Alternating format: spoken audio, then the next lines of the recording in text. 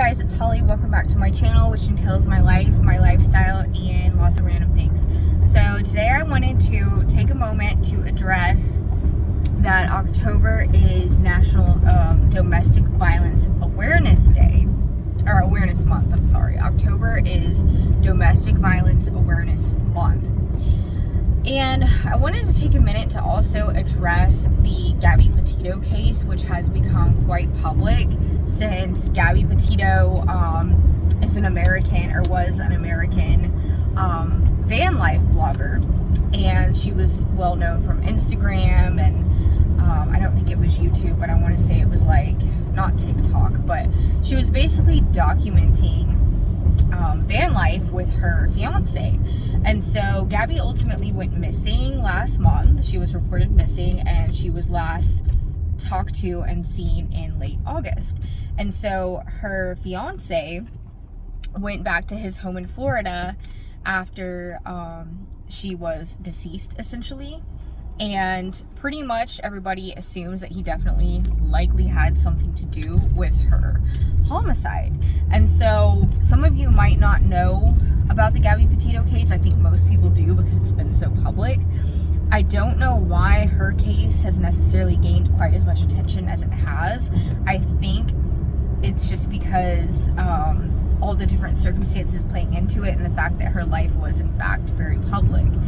So long story short, so Gabby's remains were found in Wyoming in September, and basically there has been a lot of footage released over the last month and a half of things that happened between her and her ex-fiance.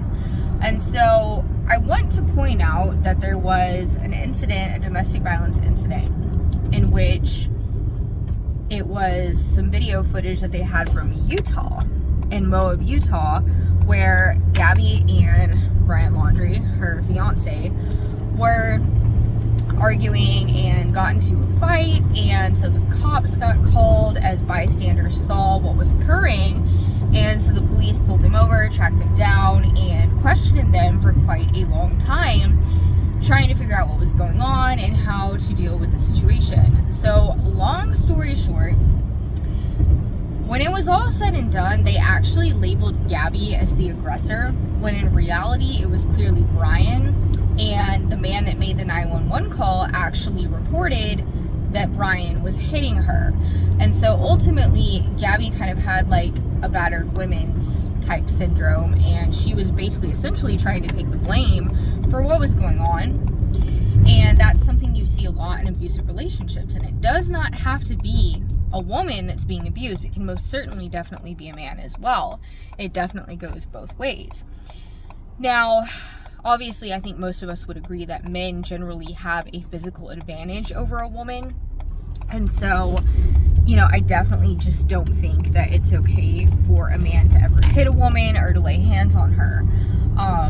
And so, long story short, I want to point out that Gabby was labeled the aggressor in this situation. And so the problem with that is, and I think this is something a lot of people don't realize, if you're in a domestic violence situation, which I have been personally, at least 2 times in my life, the most recent one was quite similar. I would say less physical for sure, but more of like a mental, emotional type of abuse.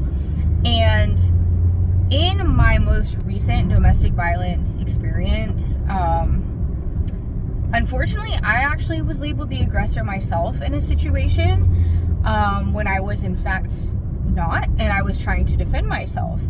And so long story short, I actually ended up going to jail and being charged with a very serious violent second-degree felony, even though nobody was hurt.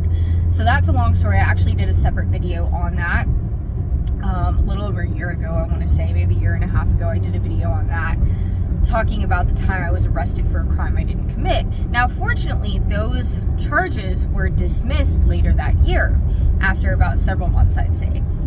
However, it's not talked about nearly enough that this actually does happen Because I think a lot of people tend to assume that if someone is in an abusive situation, you know, like let's just say a woman, for example, and people just tend to assume that, okay, one day she's going to get out and she's going to flee with her kids and, you know, everything's going to be fine.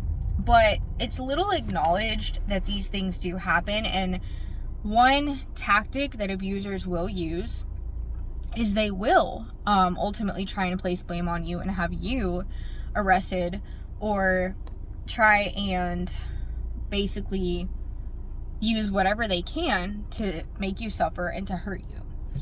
And so the reason I want to point this out is because when I saw that Gabby had been labeled as the aggressor in this altercation, when most of us watching all this video footage and listening to the call could see that that was clearly not the case. I just think it's really important to acknowledge that, and because of the fact that it happened to me as well.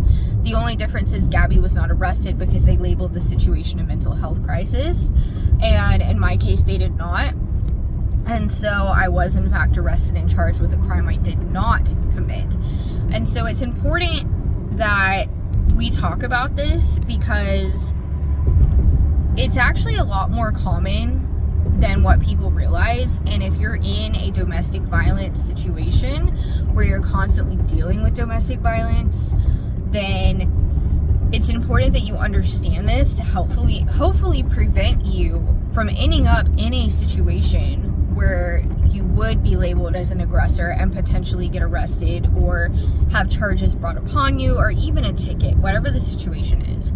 I saw firsthand how bad it can get. I actually consider myself lucky, but I was pregnant at the time that this had happened to me, and I was held in jail for 3 days. A restraining order was even placed on me against me, to where I couldn't go near the person that actually attacked me.